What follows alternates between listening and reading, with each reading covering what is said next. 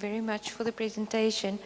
I've also attended your session earlier today, so my question is a bit linked to both what you've done now and previously. And I'm wondering if you can advise us or have wisdom in terms of how people actually connect and belong to open spaces. Because if it's a public space, we easily feel, you know, I can throw papers around or I don't care about it because it doesn't belong to me. So in what ways do we create that sense of belonging and this is ours and yeah, we can play here or we can, you know, sit and chat here, etc. And also in terms of vandalism, you know, if we put up public spaces and people vandalize it, I think it shows off the anger or the survival mode as we've talked earlier. But what can we do that help people to connect and have a sense of belonging specifically for public spaces? So I think ownership is super important. We spoke about this earlier as well. Like, as I mentioned earlier, in Lagos, we only have, 4 real public spaces, like parks, for a population of, 21 million. And so people are taking ownership of other spaces and making those public spaces. And once someone can take ownership of a space and they know that it's theirs, they protect it. So they make sure that it isn't destroyed or vandalized. And so I think the way that you can create ownership is by bringing people in at the beginning. So, I mean, you know, unfortunately or fortunately, a lot of the spaces are already created, right? But if you can go to some people, some communities and ask them, what do you want and what do you need? I think Ayanda also mentioned this. Like, they wanted to do something in the public space and they realized actually their issue is not the public space, it's crossing the road. So if you can go to communities and ask them specifically, what are your needs? Why do you do this? What kind of space do you need? Then and which is what I was talking about earlier, that public space is not just a park. It becomes something that they need. So is it actually that they need a space to sell their wares? Is it actually that they need a space to, they need a toilet, so they end up using the public space as a toilet instead of, you know, going to a formal toilet because there isn't any around them. Then maybe what's actually needed to make sure that it's not vandalized or not used as something else is just to build toilets. You know, so there's really that you have to connect with those that are close to that space and understand why they're using it in the way they're using it or what their needs are and making sure that that space actually fulfills their needs. And once you can do that and they feel like I've been heard, this is something that I need, and someone has done it, or I've done it myself, even better, then, you know, there is some sense of belonging and community.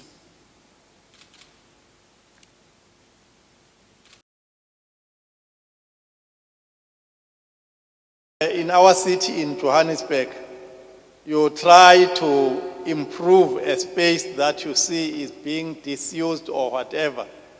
But all of a sudden, when you try and improve that space, not even actually saying I'm taking it over, doing it, you are going to be told about 100 bylaws and whatever, which don't actually kick in when the space is actually being abused or whatever. I don't know how many buildings I can count in my small area of Yeovil. We have got an old library that when the library moved from that place to a place where they got a new library, which was a telecom building, and it was spacious and all that. And it was said, no, you cannot use this building. I can tell you today it's a shell.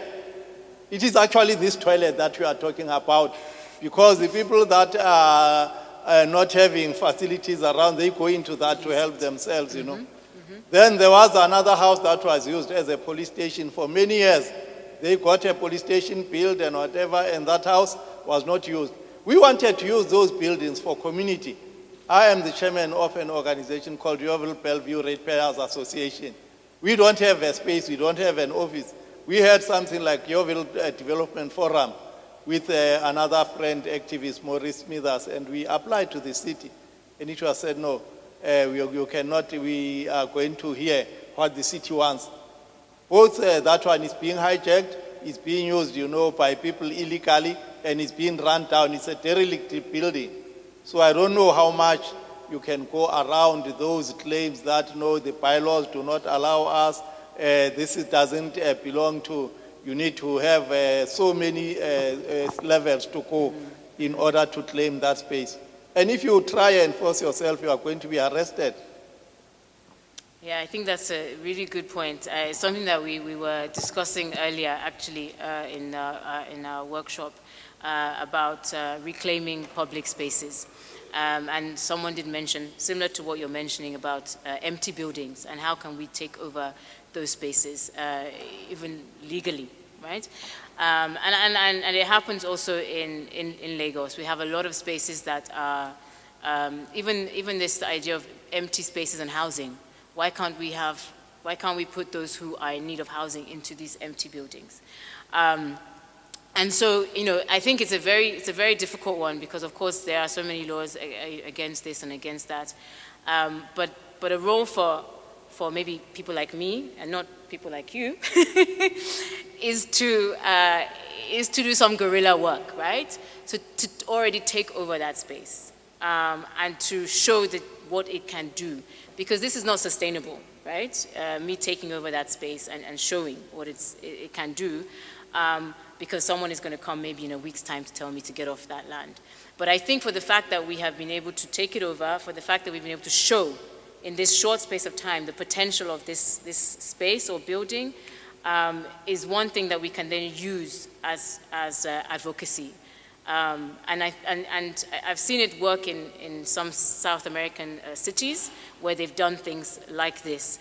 I haven't seen it in Lagos yet, and I guess maybe it hasn't happened in South Africa, but it's one way of taking over a space, showing what can happen, and then trying to then push your agenda, which is, you want this space, or the library needs to be in this space, to say, this is what we have done, but actually this person has the possibilities of using this space in the right way and can make this more sustainable than just 1 week of work. Another thing that I would also say is about collaboration and partnerships and finding people that have the clout to be able to gain space and have the money as well. But I think it's more the power. So how can they have these conversations with the right people to make things move? Because you apply the normal way and it just sits on someone's desk rather than getting kind of to where you want it to be.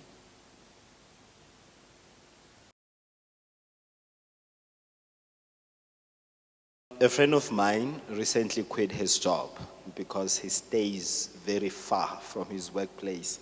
And with the worsening economy, he found himself having to spend a lot of money on transport. As a result, he decided to quit his job.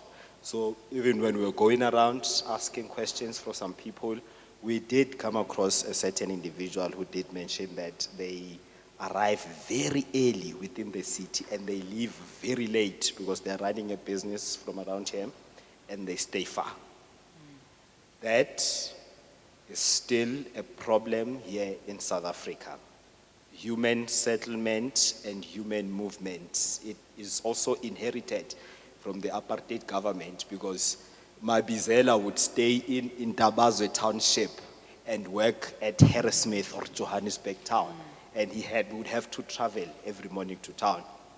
So yes, I just want to thank you for this presentation, and also you've brought it to our awareness that we need to consider using public spaces for human settlements. And if these public spaces could be used to offer shelter to other people that live outside of the city, it can also contribute to building the economy, because now we would have a lot of people who would be able to work inside the city, and unlike having to quit their jobs.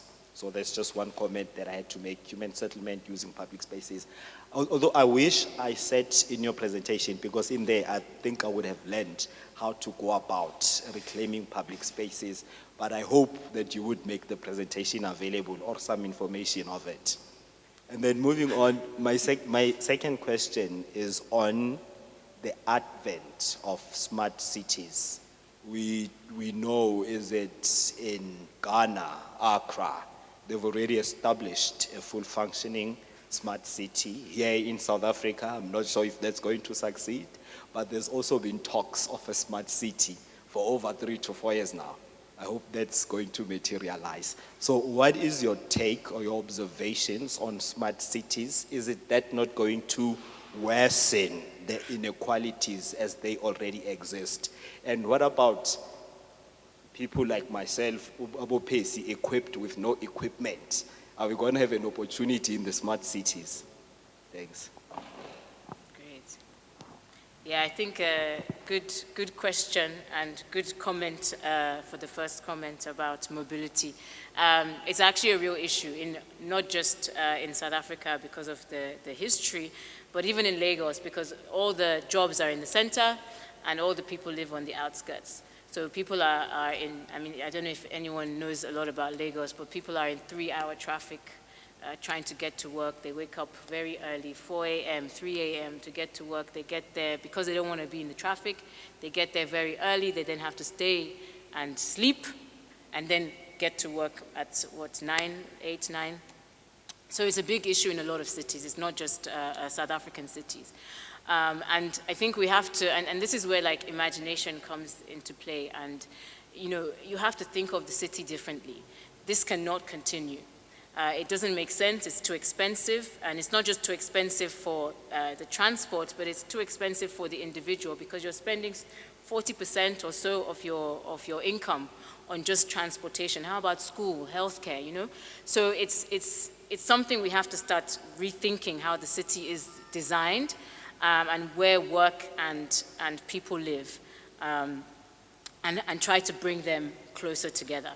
And so, what we try to do anyway is try to then change this narrative and not say this is the status quo, but how can we do this? We're bringing work and home closer together. And now with what's it called? After COVID, a lot of offices, these are official offices. So again, this is not for the informal workers, but the official offices have seen the possibility of not having to go to work every day. And I think that has helped a lot of people.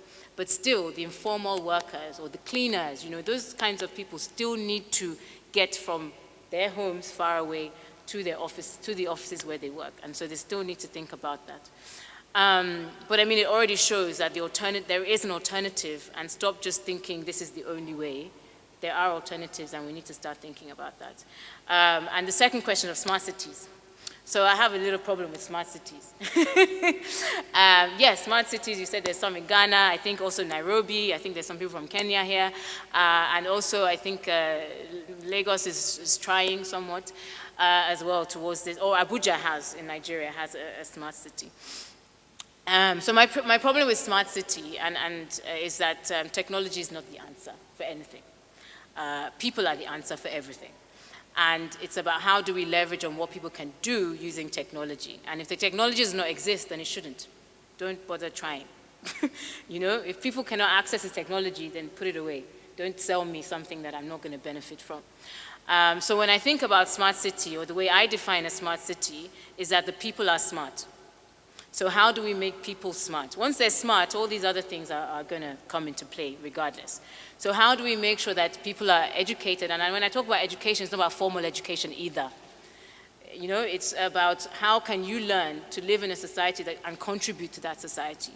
And that's what's going to make you smart. So that's the way I think about smart city. And that's what I tell people. So when we talk about technology also, we talk also about indigenous technology.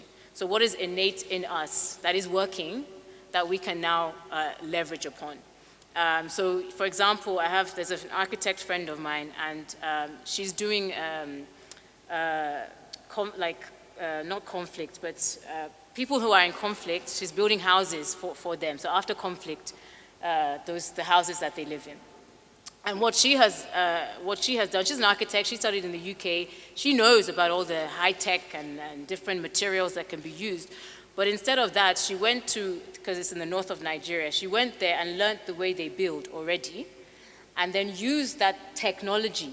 It's not about IT, but used the technology that they used to build, which was actually mud, and she learnt it herself and then made that a little bit more high tech. But still, the people in the community built those houses. And all she did was make it not just a mud house, but she made the mud, which is in the community already, into bricks, and then she used that to build the houses. So this is what I'm talking about, this innate already knowledge that we have, or innate technology that we have, and that we can utilize to do things in cities. So, yeah. Maybe just smart cities, I think, might be for many people a new concept. So I would suggest people just Google it. I'm sure Amira tomorrow will also speak about that, because she likes the idea of dumb cities better than smart cities. But a question, can you say a little bit more about design? Because church people pray and activists are angry and designers design, and sometimes those worlds don't meet. So how can faith-based organizations and faith-based activists use design better in achieving what we imagine and what we see? Yeah. But my question today, like listening to everyone, I mean, I attend AfriCities conferences, which is like a gathering of African cities. So it's the same issues, and particularly the same issues of government that is not listening to communities. And I work for the city of Johannesburg myself. It's very frustrating. So my question is around the role of solidarity, of African cities, of community groups, of African churches, coming together with mosques, with temples, with whoever, and think about creative ways or innovative ways of making government do something for African residents, and creative ways of holding us accountable, because really it's not an issue of resources. I used to work for an NGO sector, and I joined the city many moons ago, and I used to think that is resources. But no, for me, the number one issue is the change of mindsets. And sometimes it's not like political leaders or executives, but people like me in not so senior positions, but who hold so much power and influence in terms of where resources should go and do not go. So going back is the issue of solidarity. How can we as Africans work together and learn from one another in terms of making cities work and making sure that we have cities that are humane, and we have city practitioners that are compassionate and are able to relate to the realities on the ground. Thank you. I want to ask something very sensitive, xenophobia. You are in South Africa, and then you have heard about the stigma that Nigerians have, not here in this room, they are out there. I'm serious. So I would like you to be honest with us, because it troubles us, but it looks like these people who are xenophobic, they are stronger than us. So, yeah, please share your heart. I'm interested, thanks, bye. So design plays a very strong role in things that we do. And I think for us, it's a way to bring in first the government into conversations. It's also a way to bring in the private sector into the conversation, because they technically have all the money, so we need to bring them into the conversation as well. And then it's also a way to show what people are thinking, but they don't have the tools to show it, right? So it's a way to kind of bring those ideas to those who have the power, unfortunately. And so how can we use this? I think it's really important that we start to embrace design, because as I mentioned, if you can't see it, then you can't sell it, unfortunately. It's just the way the world is. Even in communities, you tell them, oh, you want to do this, or you're telling me you need a specific type of toilet, or the specific type of space, or a specific type of school. But if we can't show that to anybody, if we can't create something that everybody can agree on, then it's very difficult to move on.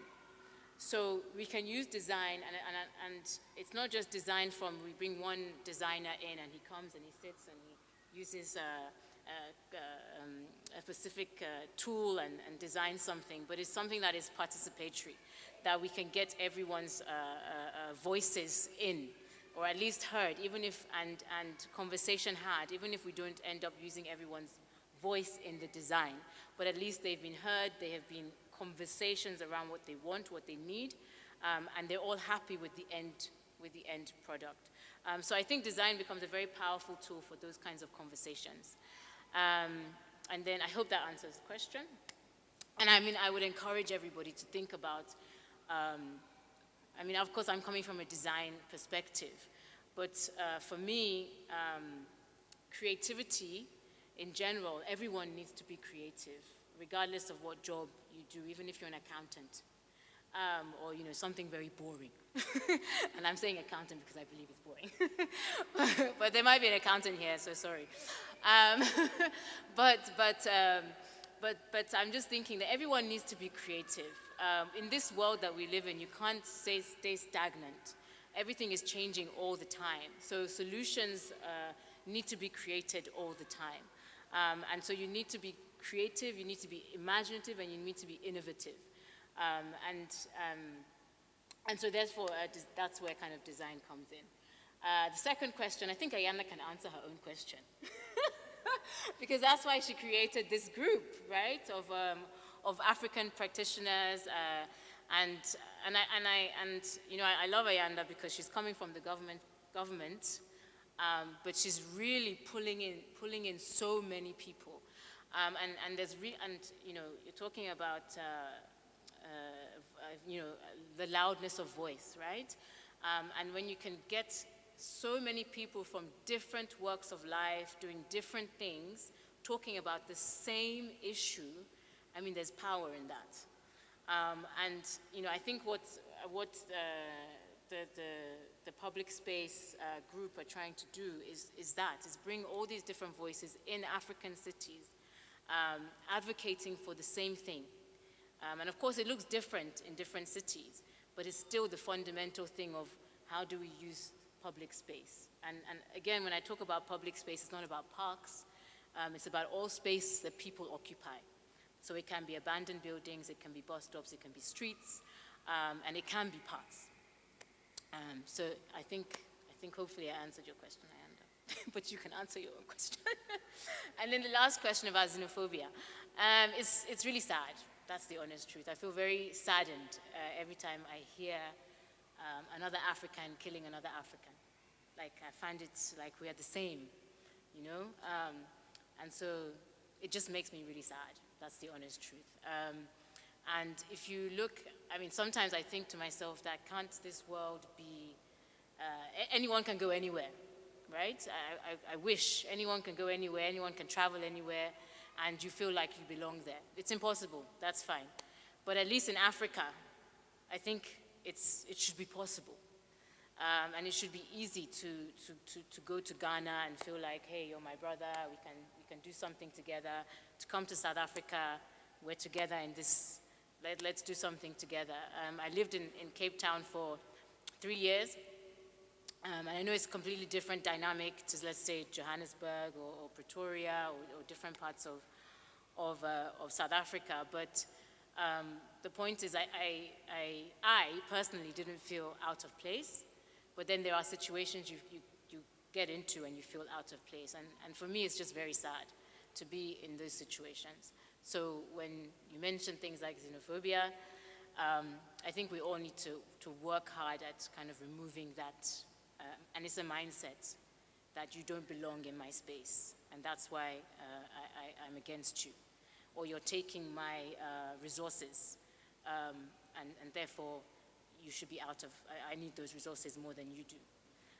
So I think it's to be honest, it's just sad, and that's how I feel about it.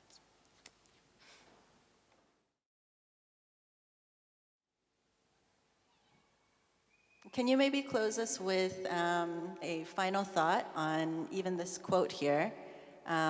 What are the things that matter most to you as you think about your work? So I think the biggest thing to me, and I've said it even just now, about people. People are the most important thing. In cities, people are the most important thing. In the world, people are the most important thing. So it's really about how do we bring the people, especially the people in need the most, because they don't get, though they are the people that need the most, they don't get heard, they get heard the least. And so, you know, that's what matters to me the most. You know, how do we make sure that these people can get heard? And I think Mark mentioned earlier about, exchanging power. So how do you kind of take, you know, you have the power, you have the voice, but how do you make sure they have the power and they have the voice, and actually they can do it themselves rather than me coming there and helping? And I think that's probably very important in this space of urban development, but also as religious leaders. Thank you so much.